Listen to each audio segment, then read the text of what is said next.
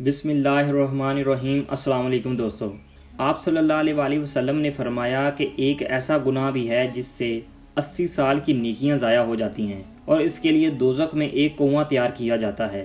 اللہ پاک نے زمین و آسمان میں بشمول جن و انس جو کچھ بھی پیدا کیا ہے، ہر چیز کو قوت سماعت اور قوت گویائی عطا فرمائی ہے۔ ہر چیز اپنی اپنی زبان میں اللہ کے ذکر میں مصروف ہے۔ ایسی تمام چیزیں جو اللہ پاک نے پیدا کی، جب ان کو کوئی چیز عطا کرتا ہے تو وہ اس پر شکر بھی ادا کرتی ہیں، اور جب ان کو کوئی تکلیف پہنچتی ہے تو وہ اس کا اظہار بھی کرتی ہیں۔ لیکن یہ ایک اور بات ہے کہ اللہ نے ایسی آوازوں کو جن و انس سے پوشیدہ رکھا۔ دھرتی یعنی زمین کو ہی لے لیجئے، زمین بولتی بھی ہے، سنتی بھی ہے، خوشی غمی کو بھی محسوس کرتی ہے اور اس کا اظہار بھی کرتی ہے۔ نبی کریم صلی اللہ علیہ وآلہ وسلم نے فرمایا، 2 موقع ایسے ہیں جن پر زمین روتی ہے۔ پہلا موقع یہ ہے کہ جب ناحق کسی کا خون بہایا جاتا ہے، مقتول کا قطرہ زمین پر گرتے ہی زمین پکارتی ہے، الہی مجھے اجازت دے تاکہ میں قاتل کو بھی اس میں نگل جاؤں۔ آواز آتی ہے، ذرا صبر کر، یہ تیرے اندر ہی آئے گا۔ دوسرا موقع یہ ہے کہ جب زانی زنا کا ارتکاب کرنے کے بعد غسل کرتا ہے تو پانی کا پہلا قطرہ جب زمین پر گرتا ہے تو زمین زاروں قطار روتی ہے، کہتی ہے الہی مجھے اجازت دے تاکہ میں اسے نگل لوں۔ آواز آتی ہے، تھوڑی دیر صبر کر، یہ تیرے پاس ہی آئے گا۔ زنا کاری ایک بدترین لعنت، ذلت اور پستی کی علامت ہے، بے ایمان فعل اور جرم شنی ہے۔ اس کا مرتکب وہی شخص ہوگا جس کے دل میں خوف خدا، عذاب آخرت کا ڈر، آیات قرآنیہ اور احادیث نبوی کا پاس نہ ہو، اپنوں اور غیروں میں اپنی ذلت اور رسوائی کا اندیشہ نہ ہو۔ وہ نہایت ہی بے غیرت، بے شرم اور بے حمیت جس کی انسانیت حیوانیت سے مغلوب ہو چکی ہو، اس جرم شنی اور حرکت کبیہ کا ارتکاب کا مجرم ہو سکتا ہے۔ قرآن کریم نے زنا تو کیا، اس کے قریب جانے سے بھی منع کیا۔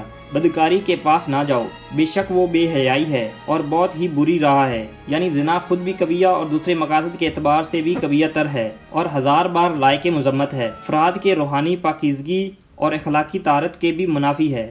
روحانیت کے چہرہ پر ایک بدنما داغ ہے اور جسمانی معاشرے مرتبہ کے لحاظ سے بھی قابل نفرت ہے۔ حضرت ابو ہریرہ رضی اللہ عنہ سے روایت ہے کہ حضور اقدس صلی اللہ علیہ وآلہ وسلم نے ارشاد فرمایا، جو شخص کسی قوم میں اس کو داخل کر دے جو اس قوم سے نہ ہو، یعنی زنا کرایا اور اس سے اولاد ہوئی، تو اسے اللہ عز و جل کی رحمت کا حصہ نہیں ملے گا اور اللہ تعالیٰ اسے جنت میں داخل نہ فرمائے گا۔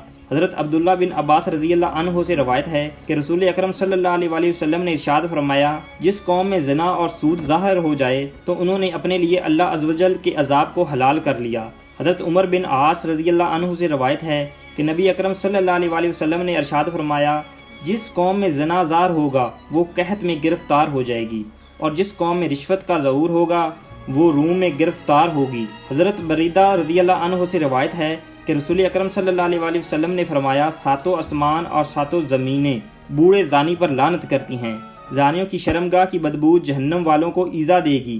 نبی کریم صلی اللہ علیہ وآلہ وسلم نے فرمایا، زنا سے 6 باتیں ظہور پذیر ہوتی ہیں، 3 دنیا میں، 3 آخرت میں۔ دنیا میں زانی کا چہرہ سیاہ ہو جائے گا، اس لیے اس کے رزق میں تنگی آئے گی، عمر سے برکت نکل جائے گی، آخرت میں اللہ تعالیٰ کی ناراضگی میں گرفتار ہو جائے گا، حساب میں سختی دیکھے گا، عرصہ دراز تک دوزخ میں رہے گا، بشرط یہ کہ ایماندار ہو، ورنہ ہمیشہ ہمیشہ اس کا ٹھکانہ دوزخ ہوگا۔ نبی کریم صلی اللہ علیہ وآلہ وسلم نے فرمایا، جو کوئی آزاد یا غلام عورت سے زنا کرتا ہے، اس کی قبر میں لاکھ سوراخ کر دیے جاتے ہیں، جس سے سانپ اور بچھو اور آگ کے شعلے اس پر حملہ آور ہوتے ہیں اور وہ اسی طرح عذاب میں مبتلا رہتا ہے۔ نبی کریم صلی اللہ علیہ وآلہ وسلم نے فرمایا، 3 قسم کے آدمیوں پر اللہ تعالیٰ نے نظر رحمت نہیں فرمائے گا۔ نمبر 1 بوڑھا زانی، نمبر 2 جھوٹی تقریریں کرنے والا، نمبر 3 تکبر کرنے والا فقیر۔ آپ صلی اللہ علیہ وآلہ وسلم نے فرمایا، زنا سے 80 سال کی نیکیاں برباد ہو جاتی ہیں۔ دوزخ میں ایک کنواں زانیوں کے لیے دوسرے حصوں میں ڈالا جائے گا تو وہ اس سے جل جائیں گے۔ کسی انسان کا قتل کرنا کتنا بڑا گناہ ہے، احادیث سن لیجئے۔ حضرت ابو سعید خدری اور حضرت ابو ہریرہ رضی اللہ عنہ سے روایت ہے کہ حضور اکرم صلی اللہ علیہ وآلہ وسلم نے مومن کے قاتل کی سزا جہنم بیان کرتے ہوئے ارشاد فرمایا، اگر تمام آسمان اور زمین والے کسی ایک مومن کے قتل میں شریک ہو جائیں تب بھی یقیناً اللہ تعالیٰ ان سب کو جہنم میں جھونک دے گا۔ قتل و غارت گری، خون ریزی اور فتنہ فساد، ناحق خون بہانا اتنا بڑا جرم ہے کہ قیامت کے دن اللہ تعالیٰ ایسے مجرموں کو سب سے پہلے بے نقاب کر کے کیفر کردار تک پہنچائے گا۔ حضرت عبداللہ بن مسعود رضی اللہ عنہ بیان کرتے ہیں کہ کہ حضور اکرم صلی اللہ علیہ وآلہ وسلم نے خون ریزی کی شدت بیان کرتے ہوئے ارشاد فرمایا، قیامت کے دن سب سے پہلے خون ریزی کا فیصلہ سنایا جائے گا۔ حضرت عبداللہ بن عمر رضی اللہ عنہ سے روایت ہے کہ نبی کریم صلی اللہ علیہ وآلہ وسلم نے باہمی خون جرابہ اور لڑائی جھگڑے کے تباہ کن نتائج سے خبردار کرتے ہوئے فرمایا، قتل و غارت گیری اتنا بڑا جرم ہے کہ اگر کوئی فرد یا طبقہ اس میں ایک مرتبہ ملوث ہو جائے تو پھر اسے اس سے نکلنے کا راستہ نہیں ملے گا۔ حضرت انس رضی اللہ عنہ سے روایت ہے کہ آپ صلی اللہ علیہ وآلہ وسلم نے ارشاد فرمایا، بڑے کبیرہ گناہوں میں سے کسی کی جان کو ناحق قتل کرنا ہے۔ کسی مسلمان کو ناحق قتل کرنے والا قیامت کے دن بڑے خسارے کا شکار ہوگا۔ حضرت ابو بکر رضی اللہ عنہ سے روایت ہے کہ نبی کریم صلی اللہ علیہ وآلہ وسلم نے ارشاد فرمایا، اگر زمین و آسمان والے کسی مسلمان کے قتل پر جمع ہو جائیں تو اللہ تعالیٰ سب کو اوندے منہ جہنم میں ڈال دے گا۔ اللہ پاک ہمیں نیک اعمال کرنے کی توفیق عطا فرمائے اور ہمارا خاتمہ ایمان پر فرمائے، آمین ثم آمین۔